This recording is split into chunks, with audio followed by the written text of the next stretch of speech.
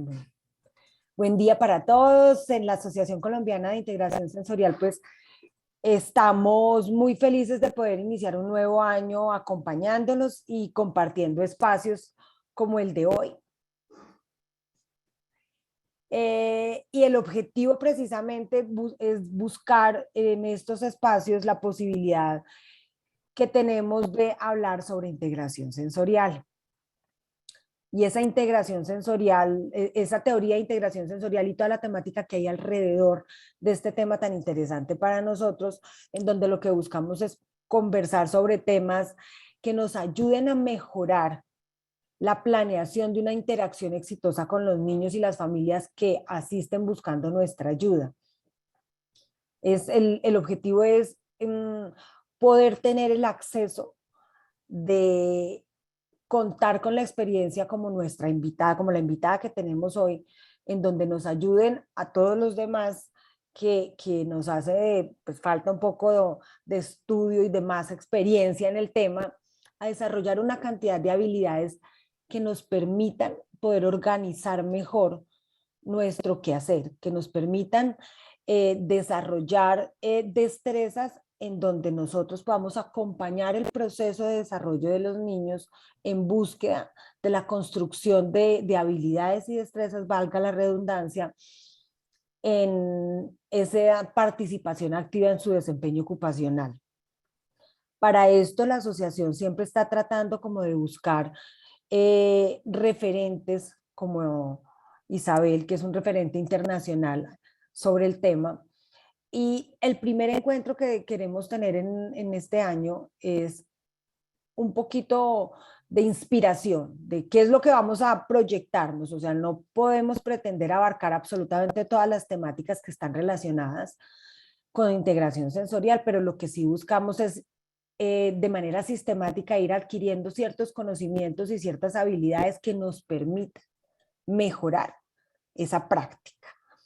Entonces no los voy a aburrir con mucha perorata. Le quiero dar de una vez la bienvenida a nuestra invitada, Isabel Bodrick. No sé si lo pronuncio bien, por Perfecto. favor me corrige. Eh, Isabel, aunque todos lo conocemos, me parece que es bueno que tengamos un recorderis para aquellas personas que están ingresando nuevas al mundo de la integración sensorial, porque tenemos muchos participantes de diferentes lados de Latinoamérica y algunos de ellos recién se están certificando, entonces están empezando a identificar a nivel internacional cuáles son los referentes. Contamos con una Isabel que habla nuestro idioma, sí, que eso es buenísimo para todos los hispanohablantes, porque la mayoría de nuestros instructores siempre son de habla inglesa y entonces de inglés pues y necesitamos muchos traducción simultánea. Pero por eso pues para nosotros es tan querida Isabel porque habla español y entonces eso facilita la comprensión de todo lo que ella nos quiere contar. Isabel es terapeuta ocupacional con más de 25 años de experiencia especializada en la atención de población pediátrica. Ella es una líder activa de la promoción de la teoría de integración sensorial a nivel internacional. Para nuestra fortuna, muy allegada a Colombia y a Latinoamérica, ha venido varias veces y esperamos tenerla muchas veces más con nosotros. Eh, Tiene múltiples formaciones de posgrado, maestrías, formación en práctica certificada puntual en integración sensorial y otras áreas de la terapia ocupacional. Y el último grado que recibe Isabel es doctora en filosofía de la terapia ocupacional en la Universidad de Newcastle de Callaghan, Australia, ¿cierto? Si no me equivoco. Sí, así es. Entonces, tenemos obviamente una invitada de lujo, como tiene que ser para nuestro primer encuentro, para nuestro primer grupo de estudio.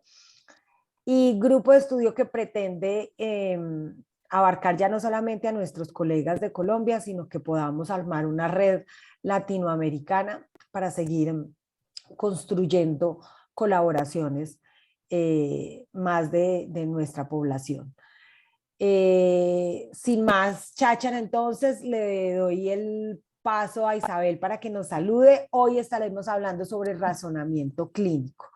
Un puntico, es solamente un puntico más de todo el universo que tenemos que tener en cuenta cuando estamos practicando todos los constructos y todas las ideas de nuestra querida y admirada doctora Jean Neves. Isabel, bienvenida entonces a nuestro encuentro de hoy.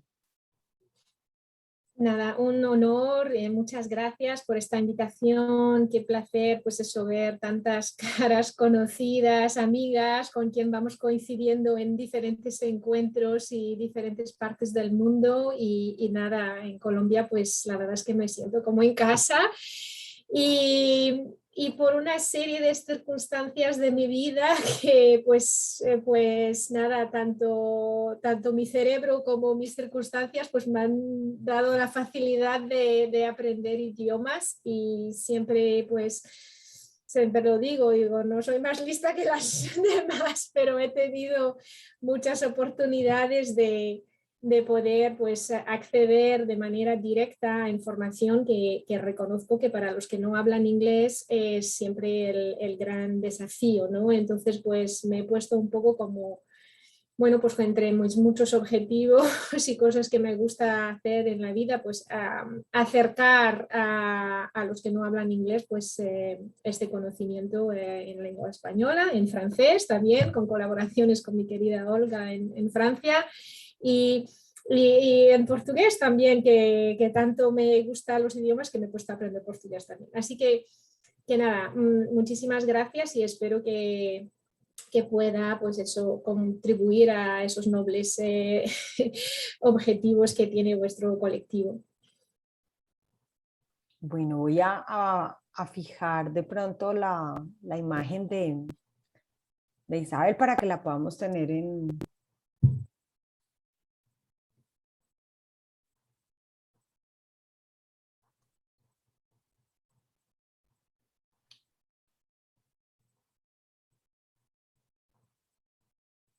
Listo, no me deja hacerlo directamente, Mira, si queda lo que uno voy de a ustedes hacer... quiere.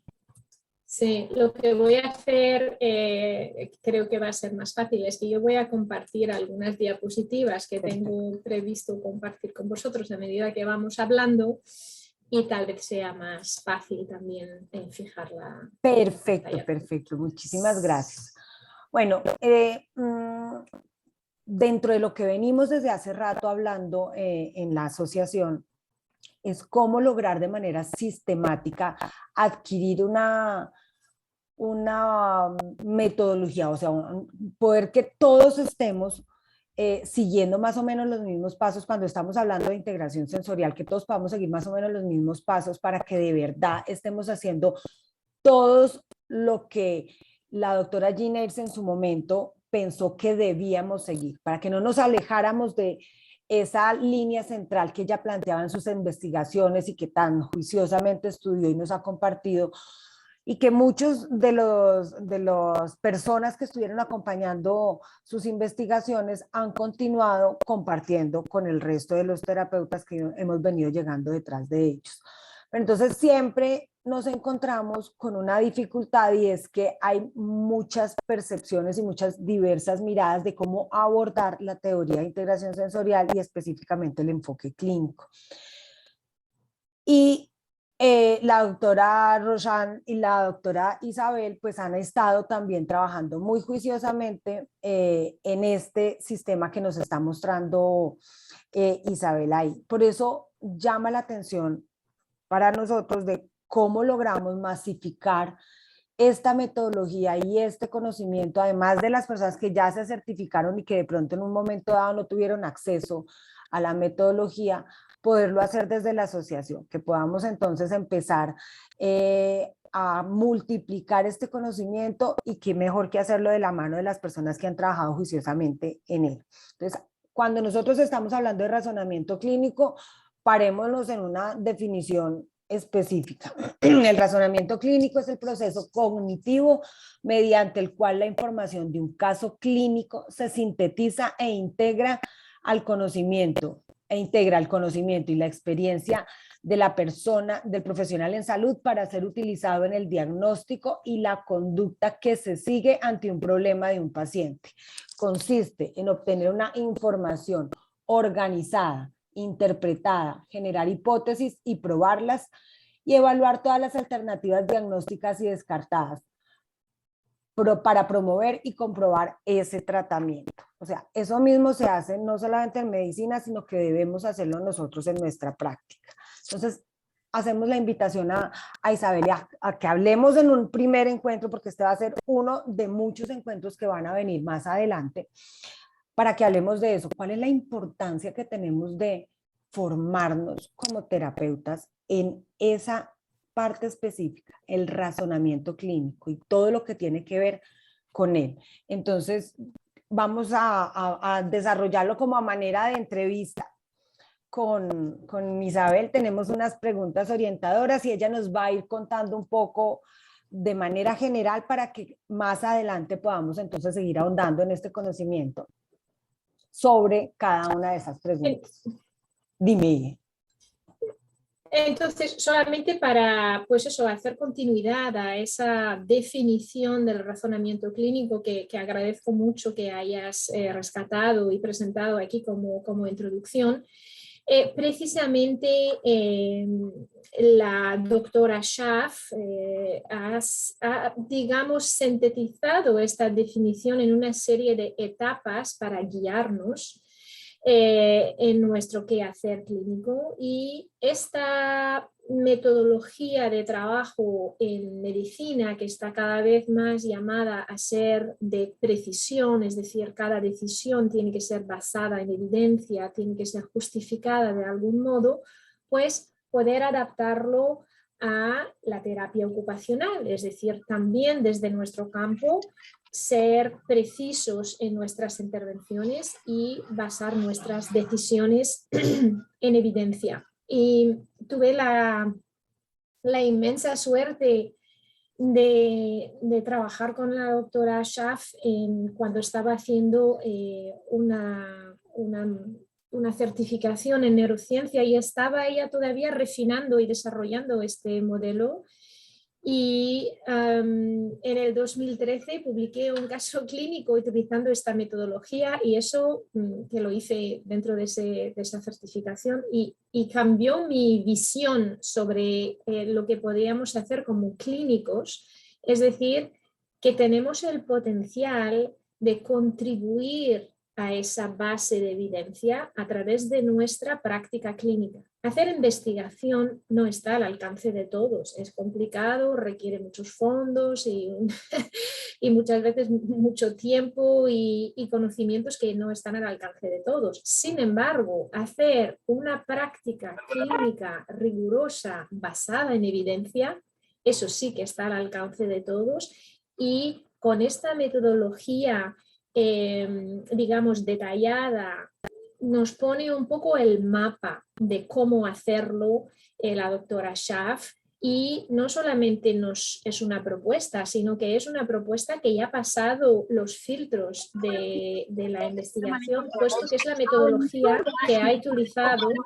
Y es que precisamente el equipo malo volvió a modelar carteras. Polvos para la temporada. Toma, ponme por favor conéctame este año. Alguien tiene el micro abierto.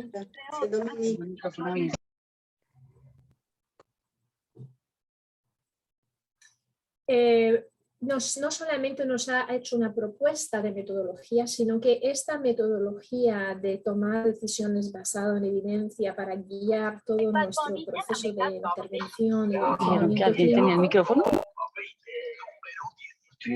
Domi, ¿tienes tu micrófono abierto? Porfa, lo cierras. Perdón, Isabel, continúa. Sí, esta misma metodología es la que ha sido utilizada en los ensayos clínicos que nos están ahora dando al enfoque de la integración sensorial esa base de evidencia que nos faltaba.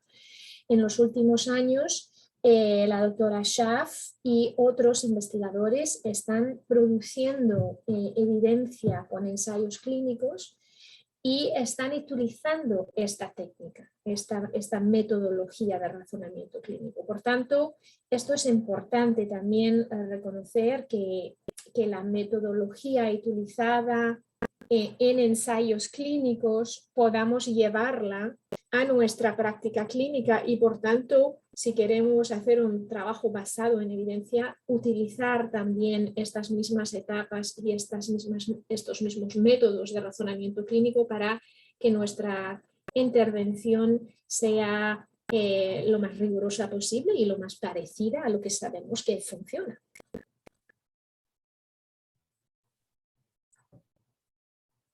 Perfecto, yo creo que esa ha sido la introducción como más precisa que nosotros podíamos tener para que nos ubicáramos sobre lo que vamos a seguir desarrollando durante el encuentro. Entonces, dentro de esa metodología que tú nos estás comentando y que varios de las personas que han realizado la certificación últimamente han podido acceder, cuéntanos.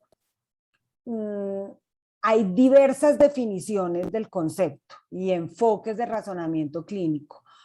Este es el que se está utilizando por excelencia en este momento para integración sensorial, propuesto por la doctora Schaff y obviamente por todo el equipo de trabajo con el que la doctora Schaff viene realizando la promoción del concepto.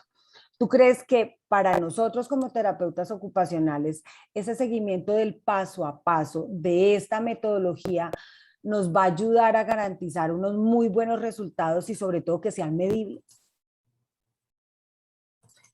Sin lugar a duda. Y ahí es también lo importante de recordar que esta metodología de razonamiento clínico ha sido desarrollado para utilizar dentro de la terapia ocupacional y el enfoque en la integración sensorial, pero podría perfectamente utilizarse con otros enfoques e incluso con otras profesiones, ¿no? Porque identificar las fortalezas y los desafíos de participación de la persona que acude a nosotros, identificar la teoría que podría ser la más adecuada para responder a estas dificultades. Por ejemplo, en este caso dices, por la historia, por la narrativa de la familia, esto me suena a problema de integración sensorial, pero no me puedo quedar con esto me suena a integración sensorial. Tengo que ir a hacer la valoración completa de todos los constructos del enfoque de la integración sensorial. A partir de esta información ya puedo generar una hipótesis. Pues estas dificultades para participar en determinadas actividades de la vida diaria, dado los datos recopilados en la valoración, pues puedo hacer una relación. Sabemos que existen ya relaciones estudiadas por décadas de investigación sobre patrones y sobre diferentes relaciones entre determinados problemas de integración sensorial y determinados problemas en las ocupaciones de la vida diaria. Sabemos que cuando un niño tiene dificultades en desarrollar su autonomía personal, pues podemos sospechar de dificultades prácticas, porque es una relación conocida, pero tengo que ir a mirar y tengo que ir a valorar. Y una vez que hemos generado estas hipótesis, pues ya nos permite pues, establecer objetivos, identificar cómo vamos a medir estos logros y preparar una intervención que cuenta no solamente con las dificultades del niño, pero también identificamos los puntos fuertes, los intereses, para realmente hacer una intervención no solamente basada en dificultad y áreas vulnerables, pero también identificando lo que se le da bien y lo que le interesa.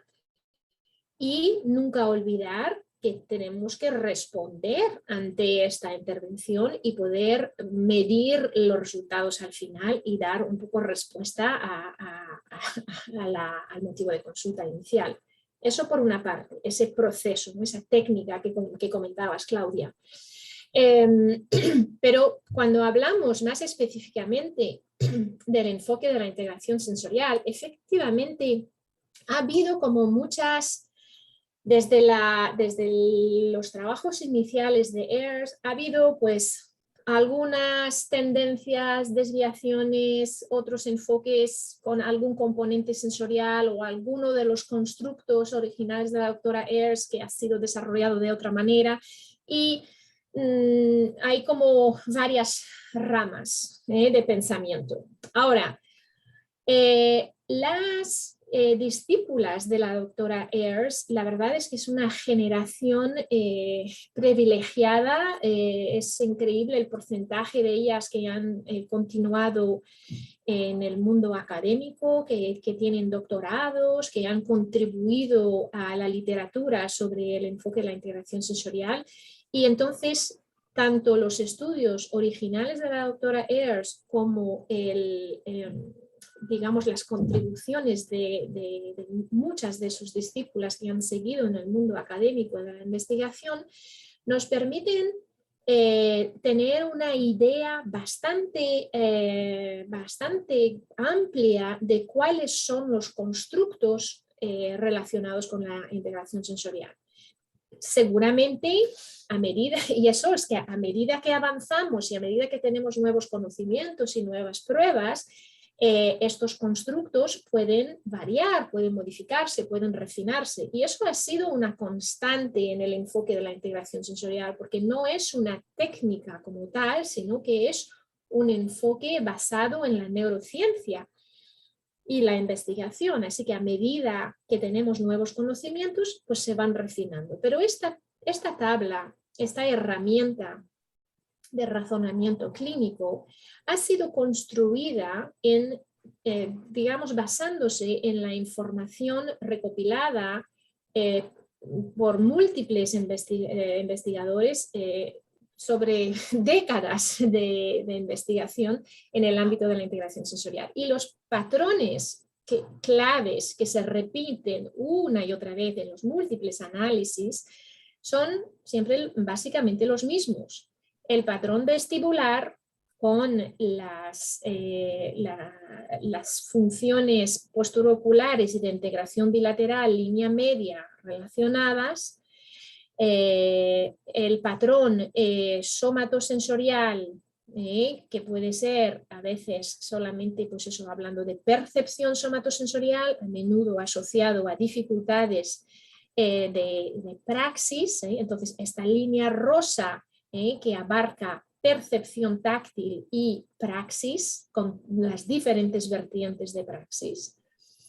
Propiocepción aquí en el medio, porque a veces vemos que está más asociado al patrón vestibular, otras veces está más asociado al patrón somatopraxis. Tenemos el patrón de visión y viscopraxis, que a menudo coexiste en niños que tienen dificultades de somatopraxis, a menudo también tienen problemas de viscopraxis, pero es claramente un patrón que se identifica de manera separada. Y después del otro lado de la tabla, nuestras columnas que hacen referencia a problemas de reactividad sensorial. Entonces, vestibular con sus funciones posturoculares y de integración bilateral, somatosensoriales con sus funciones de somatopraxis, visuales con sus funciones de viscopraxis, y la reactividad que en los diferentes estudios siempre ha aparecido como un patrón separado de los demás: hiperreactividad, hiporreactividad. Ahora, este modelo que fue iniciado y construido por Ayers y confirmado y refinado por posteriores estudios, es un modelo basado en evidencia. Y eso también es importante. No es como otros modelos que pueden, digamos, ser más bien pues, como un mapa conceptual o una propuesta. No, esto es realmente el resumen de los diferentes estudios de múltiples investigadores. Entonces, esto, cuando hablamos de lo que comentabas, Claudia, de cuál es la línea, pues la línea de la doctora Ayers está resumido aquí en este gráfico, en esta tabla. Y recordando de que no es una cosa de los años 60, es una cosa refinada y al cual vamos sumando estudios que vienen a confirmar y a refinar las ideas originales. Entonces, aunque a veces la gente dice, no, es que esto ya, no, perdón, sí, se inició en los años 60, 70, pero con las ideas de aquella época, que todavía en algunos momentos eran un poco hipotéticas, no ha ido más que confirmarse estas ideas originales de la doctora Ayers y refinándose. Por tanto, yo creo que cuando hablamos de el enfoque de la integración sensorial tiene evidencia, y la tiene, ahora mismo la tiene, ha pasado muchos años, pero ahora mismo la tiene y tiene varios estudios que han pasado los filtros de revisadores externos a la terapia ocupacional y a la integración sensorial. Hay que recordar que estos estudios están basados en esta metodología que describía antes la doctora Schaff y en este, modelo de la integración sensorial basado en las ideas y los estudios de la doctora Ayers y de sus discípulas. Gracias, Isabel. O sea, voy a tratar de organizar la información como la he ido comprendiendo y espero pues que eso también ayude a nuestros acompañantes del día de hoy. Esta herramienta que tenemos aquí en pantalla, que es una herramienta absolutamente valiosa y esclarecedora para quienes estamos en el proceso de evaluación y planeamiento del tratamiento, pues de las estrategias de tratamiento de intervención, nos ayuda a poder identificar los patrones de disfunción. O sea, esta es una herramienta que nos ayuda a nosotros a organizarnos como clínicos, en donde traemos toda la información que logramos obtener de las diferentes formas de evaluación, de los checklists, de las observaciones, de la aplicación estructurada, del SIP, del ISI para las personas que están haciendo parte de la nueva batería de evaluación, y la depositamos acá toda esa información y esta herramienta nos permite lograr identificar cuáles son esos patrones de disfunción predominante y a partir de ahí poder entonces plantear cuál va a ser el paso a paso de la intervención. ¿Comprendí bien? Sí, señora, y eso es tan importante también que no hay una sola herramienta, una sola fuente de información. Efectivamente, esta herramienta está basada en los constructos de la integración sensorial, es decir, las diferentes vertientes de qué es este proceso que se llama integración sensorial.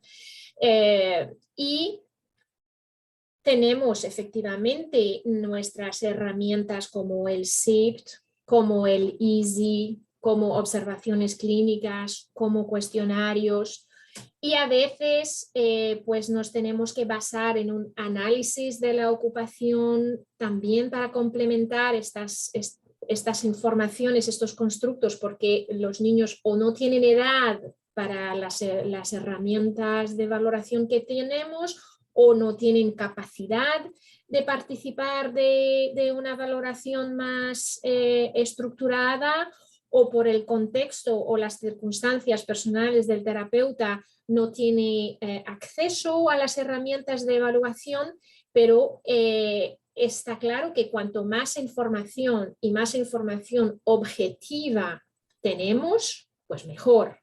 Pero lo más importante es conocer los constructos y cómo se relacionan los diferentes sistemas entre ellos, y a veces cuando no tenemos la posibilidad, por la razón que sea, de tener el resultado de un test, por lo menos si entendemos bien el constructo, poder ir recopilando esta información de una manera alternativa a través, pues eso, de observaciones, de cuestionarios, de perfiles ocupacionales, de análisis de la actividad, y hacernos una idea de qué ocurre, por ejemplo, pues con el procesamiento vestibular, ¿no? Precisamente ayer estaba trabajando con unas colegas que me decían, ¿qué hacemos con los niños de 18 meses, 2 años? No tenemos valoraciones específicas para ese grupo. Y digo, a ver, ¿cómo se nota que un niño de 18 meses está teniendo un adecuado desarrollo vestibular, por ejemplo?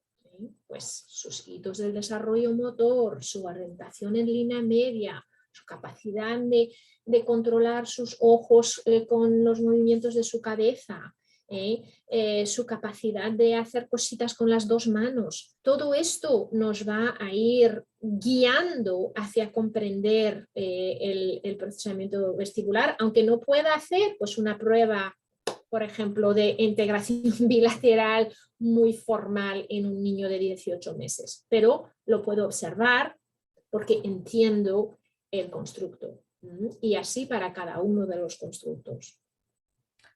Gracias. Entonces, devolviéndome un poco, esta es una herramienta que no puedo llegar a utilizar. O sea, yo no la puedo bajar de internet y pretender utilizarla y que me solucione muchas cosas de mi análisis y mi intervención, si no he primero logrado unos pasos anteriores antes de poder llegar aquí, antes de poder arrojar la información obtenida del proceso de evaluación. Entonces me devuelvo un poco a la primera diapositiva que nos mostrabas, que eran como los 9 pasos a seguir, ¿sí? Como en la metodología del Data Driven Decision Making, exactamente. ¿Hay algún ¿Está claro? paso que sea más importante que el otro?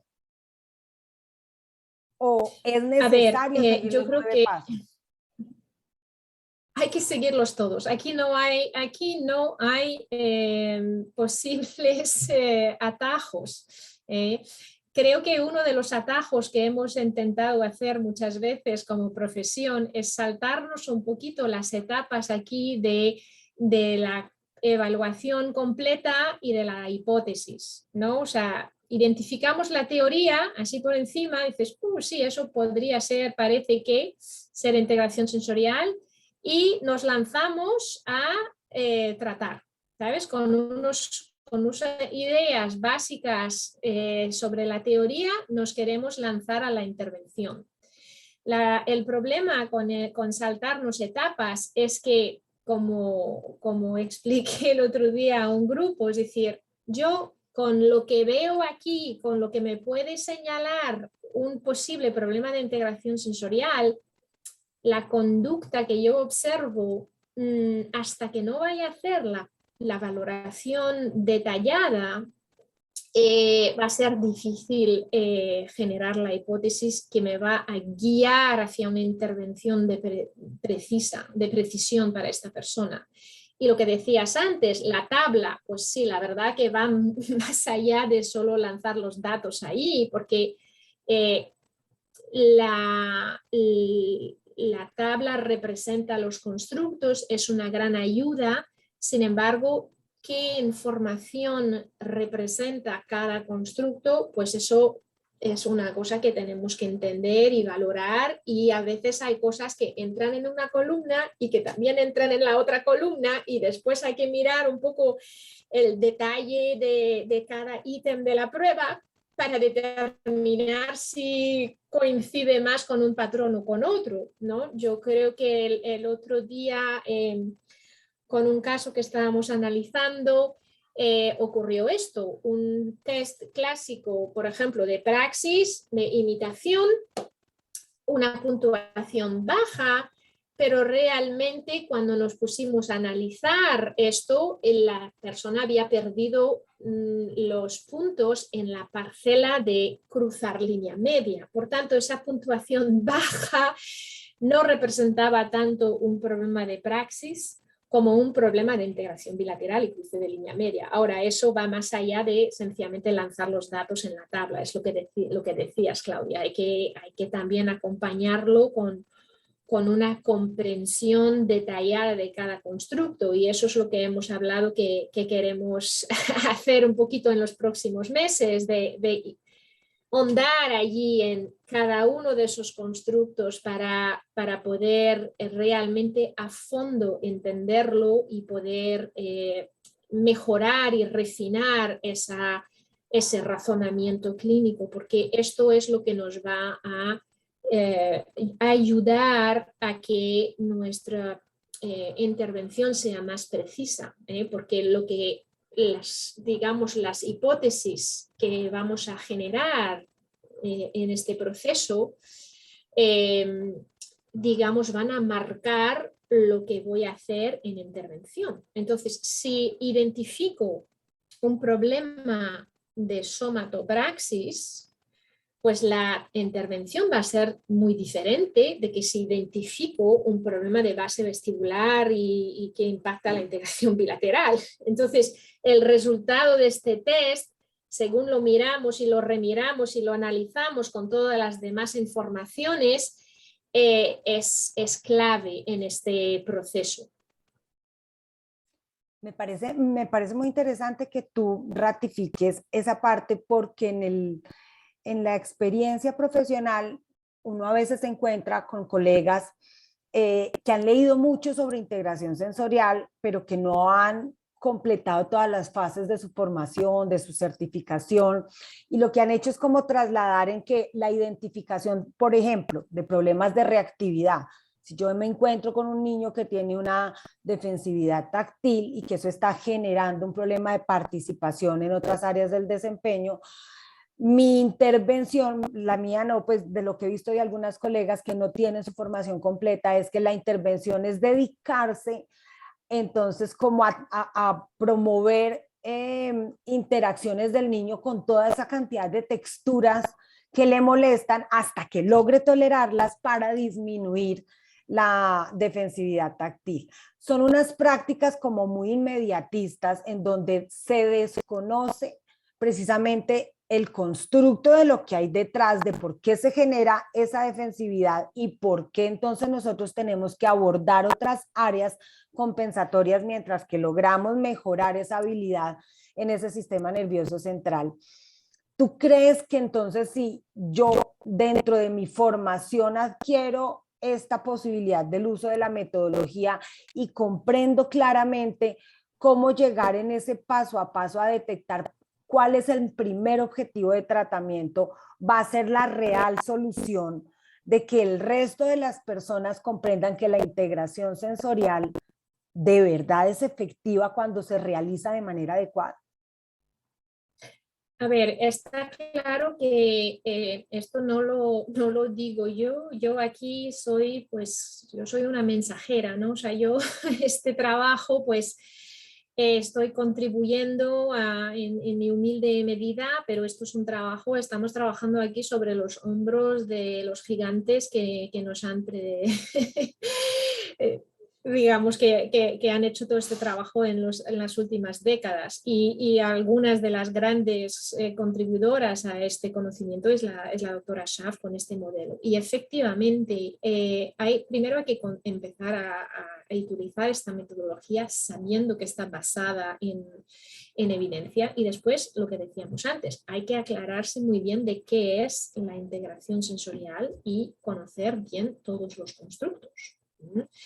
Y después también hay que, la otra cosa a la cual, digamos, te refieres de manera indirecta es cuál es la intervención en la integración sensorial. La intervención en la integración sensorial no es la habituación o la desensibilización y efectivamente tenemos muchas personas que han un poco confundido la intervención en integración sensorial de AIRS con algunas técnicas de desensibilización progresiva o de habituación, en el cual pues efectivamente pues tienes hiperreactividad a lo que sea y yo te voy a exponer progresivamente a ese estímulo hasta que te acostumbres. Eso no es una intervención basada en el enfoque de la integración sensorial. El enfoque de la integración sensorial ayuda a la persona a tener un sistema nervioso más integrado. Es decir, yo te voy a dar las herramientas sensoriales para que tu sistema nervioso esté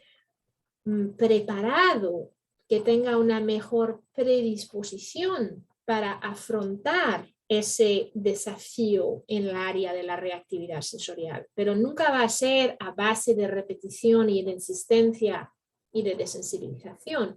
Va a ser dentro del contexto de un sistema nervioso más integrado y más regulado. Ahora, ¿qué herramientas sensoriales voy a utilizar para alcanzar ese sistema nervioso más integrado y más preparado y predispuesto para afrontar el desafío de la reactividad sensorial? Pues tendré que saber qué pasa con tus otros sistemas sensoriales, identificar las puertas de entradas que me pueden funcionar.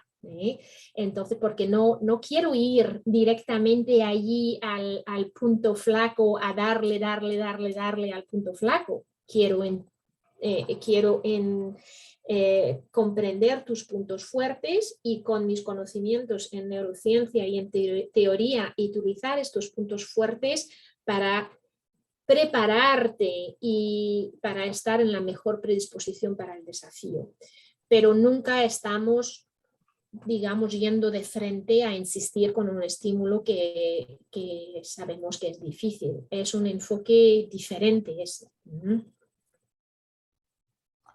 Y en ese orden de ideas, como siempre estamos muy centrados precisamente en los sistemas sensoriales, en la metodología, siguiendo la metodología, nosotros podríamos como identificar más fácilmente el impacto dentro de las áreas ocupacionales, o sea, cómo lograr llevar esta disfunción que logramos detectar en la interacción de los diferentes sistemas, y cómo, si nosotros mejoramos dentro de las sesiones experiencias significativas de participación en el juego, eso de verdad va a impactar en el desempeño ocupacional del niño. ¿Cómo lo has percibido tú dentro de la experiencia?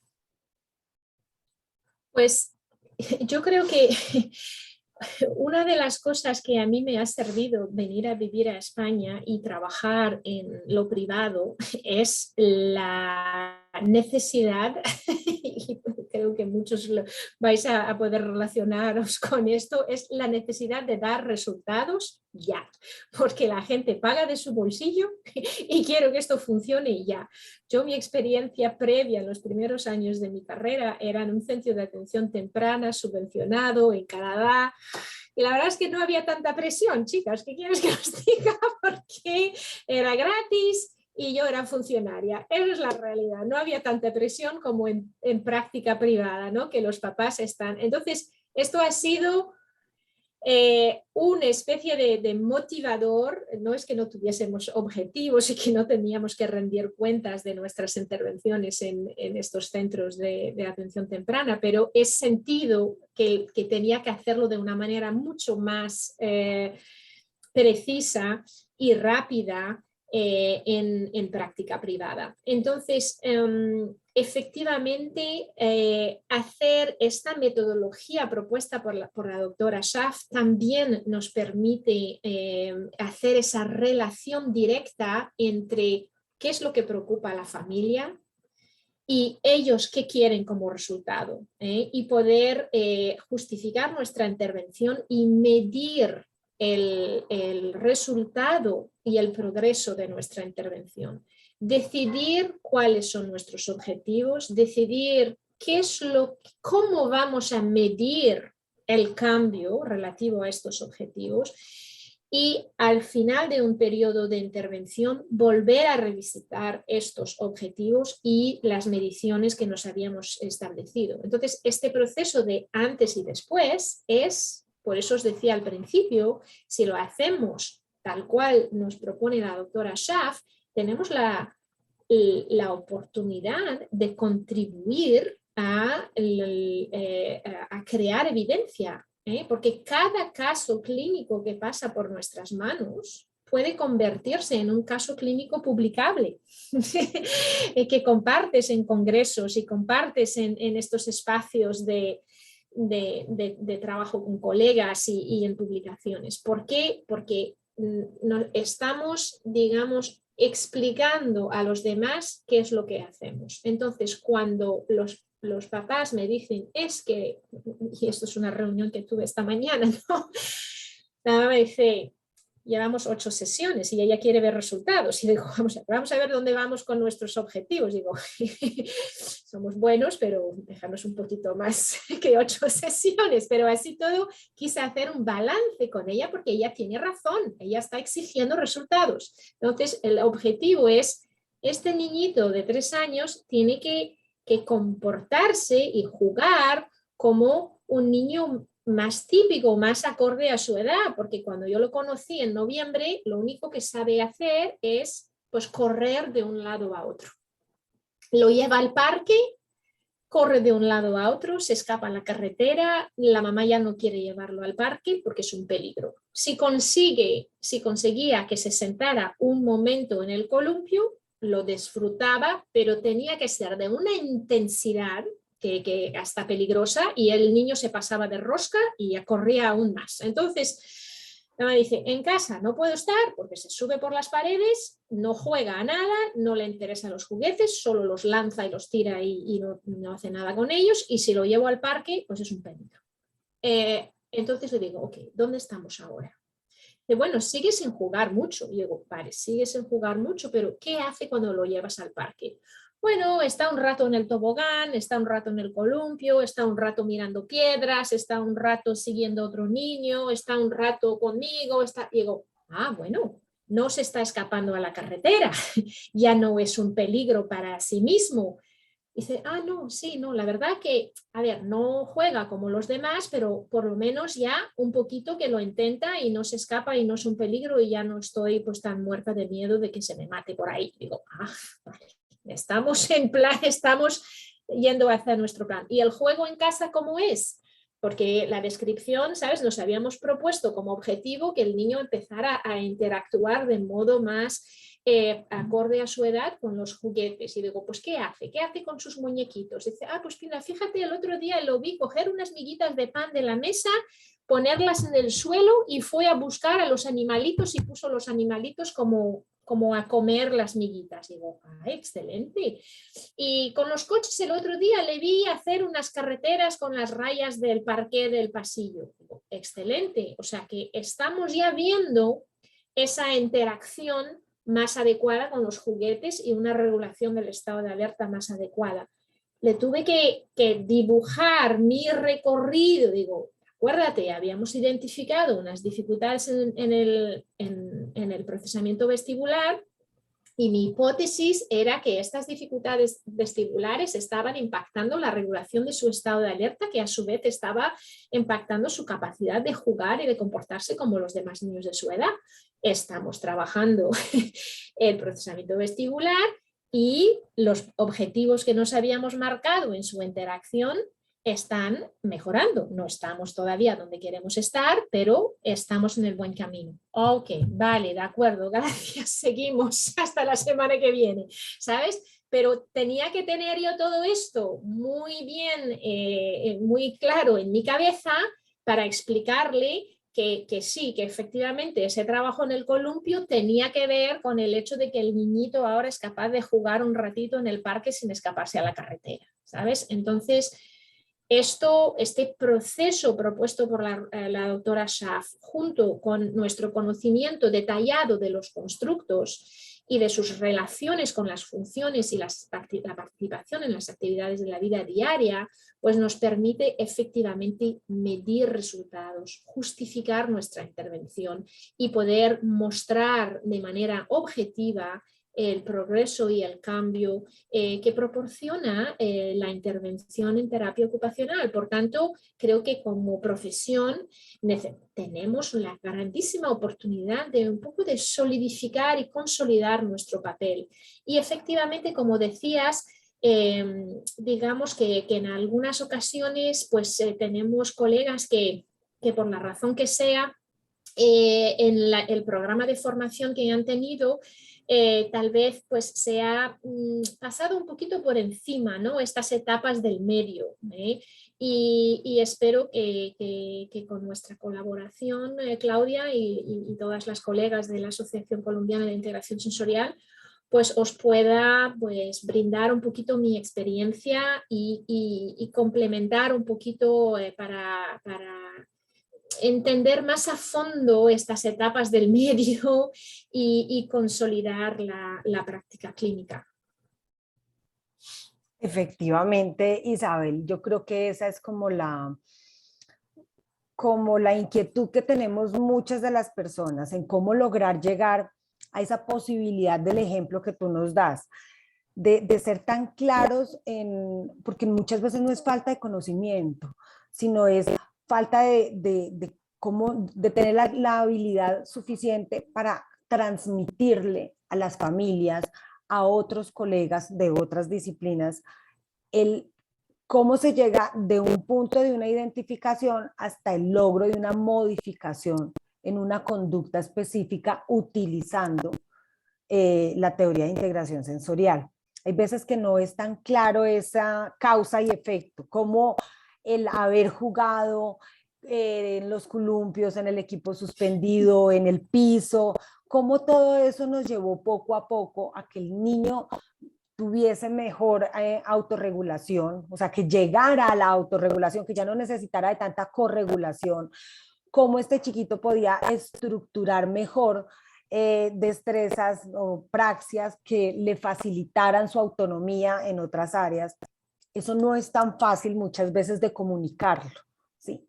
Uno tiene mucha información que no nos permite llegar a ponerlo tan claramente y que el tener la posibilidad de adquirir, por ejemplo, este conocimiento que tú nos estás presentando, detallado, de manera sistemática, en ese paso a paso, de una forma sencilla, nos permite también asimismo poderlo proyectar en otros espacios y en otras áreas, no solamente con las familias, con los colegas, con los médicos que nos hacen las remisiones. Aquí en Colombia, no sé si todo Latinoamérica, pero en Colombia dependemos de un sistema de salud en donde es médico quien identifica la necesidad y nos hace la remisión. Son muy pocos los que acceden directamente al trabajo con nosotros. Entonces, la asociación precisamente desde el año pasado, sus asociadas han estado muy motivadas en querer poder aprender mucho más de esta forma de lo que tú nos estás comentando. O sea, cómo hacemos ese paso a paso y cómo tenemos herramientas objetivas y concretas para lograr comunicarlo de manera adecuada.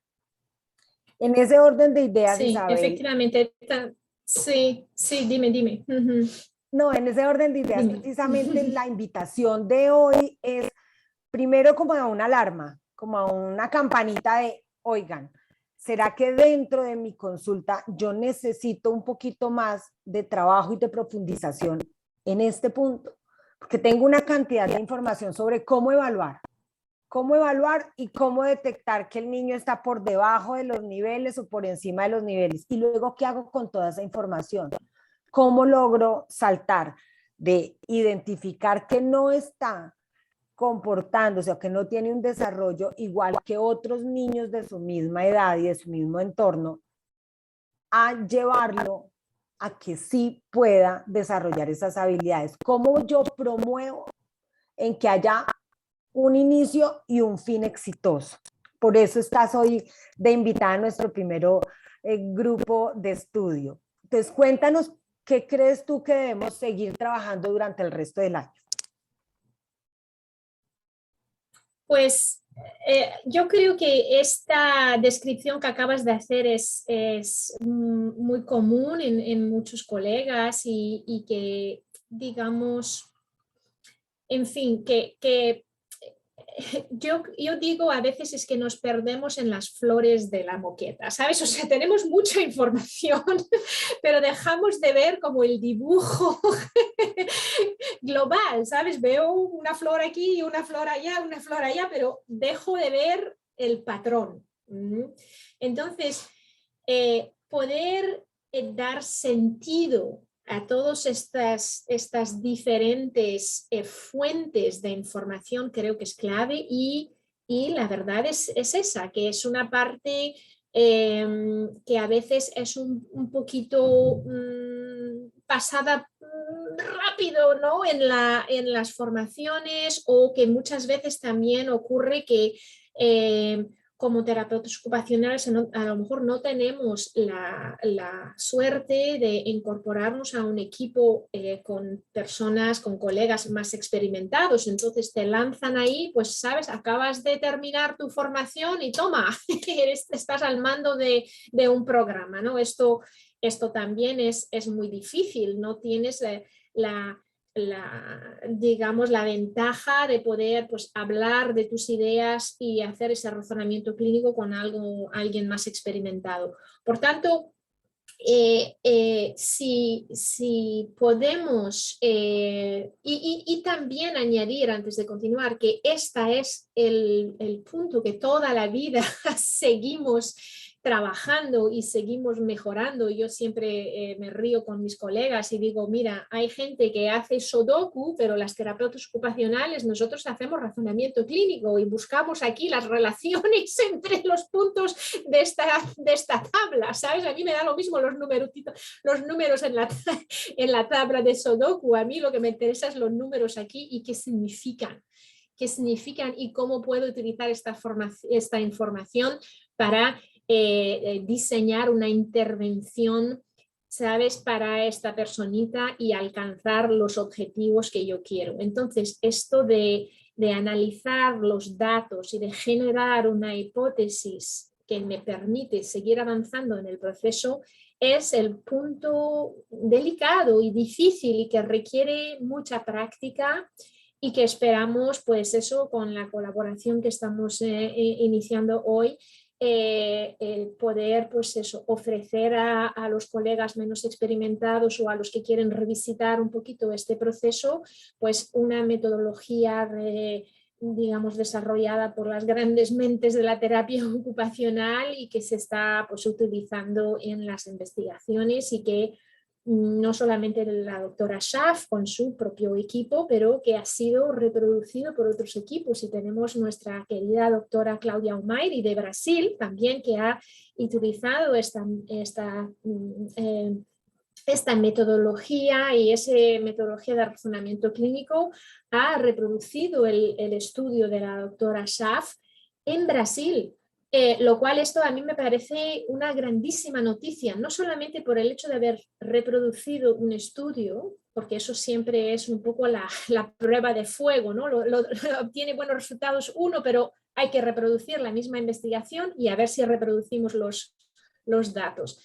Eso ha sido, pero es que ha sido en otro país, en otra cultura, en otro idioma y eso me parece aún más valioso, ¿no? De no solamente en Filadelfia y en Los Ángeles, no, en Curitiba, en Brasil, lo cual le da ese plus a ese segundo estudio que reproduce exactamente los mismos resultados. Una vez más utilizando esta metodología que queremos pues, compartir con vosotros y pues eso, refinar y detallar ese proceso de razonamiento clínico. Pues Isabel, sabemos que obviamente el tema de razonamiento clínico no es para abordarlo en una hora. O sea, nuestro primer encuentro es simplemente para decir, es necesario seguir estudiando, es necesario conocer la actualización de cómo realizar procesos de razonamiento clínico de manera más estructurada. Y definitivamente con esta puerta que nos acabas de abrir, la respuesta es sí. La motivación está altísima para nosotros desde la asociación poder promover más encuentros de este tipo, pero sobre todo yo creo que va a ser necesario que nos sentemos a hablar un poquito más de cómo estructurar un programa organizado en donde nos lleve poco a poco adquirir este conocimiento y a poderlo poner en práctica de una manera más detallada y más fácil. Creo que con estas dos herramientas que nos has presentado hoy, en donde una hace parte de uno o dos pasitos de los que están aquí descritos, es necesario que dediquemos muchísimo más tiempo a esto, ¿no? Y no sea solamente una conversación tan abierta, sino que podamos como detenernos un poco más en qué es lo que se hace en cada paso. Creo que no es solamente motivación mía, creo que de las 78 participantes que han entrado y salido en esta hora de encuentro contigo, se genera esa inquietud. Bueno, ¿cómo hago para saber más? Entonces te estaremos contactando para que organicemos a través de la asociación una posibilidad de nuevos encuentros para empezar a aprender más sobre la metodología de Data Driven Decision Making y utilizar las herramientas que se nos han generado también paralelamente, como la que nos acabas de mostrar de la doctora Susan y de la doctora Zoe, y colaboración con ustedes para aplicarlo en nuestra consulta diaria. No sé si estás de acuerdo, en disposición, en que empecemos entonces a gestar eso y poder invitar a todas las personas que nos acompañan hoy a continuar ahondando un poco más sobre el tema. Ya sabes que sí, Claudia, y yo pues encantada y honrada de pues, poder acompañar en un grupo tan, bueno, pues tan motivado y trabajando de esta manera. Tuve la oportunidad de conocer muchos de vosotros en Colombia en el CLIS y en 2019 antes del cierre de todo y fue pues eso, un placer y tengo pues muchas ganas de seguir colaborando con vosotros. Pues bueno, es enero, nos quedan otros 11 meses para desarrollar diferentes actividades que nos ayuden a tener mucha más experticia en la aplicación de los constructos de la teoría de integración sensorial. Como siempre, Isabel, muy generosa con tu tiempo, con tu conocimiento, con tu saber, darte las gracias por acompañarnos el día de hoy, por regalarnos este tiempito de tu fin de semana de descanso. Le damos también las gracias a todas las personas que quisieron acompañarnos en el día de hoy durante este conversatorio. Y no queda más entonces sino de volver a organizar nuevos encuentros contigo y que nos continúes enseñando muchísimo más sobre razonamiento clínico. Pues gracias a todos y que tengáis buen sábado y hasta pronto, espero. Chao. Gracias, hasta luego.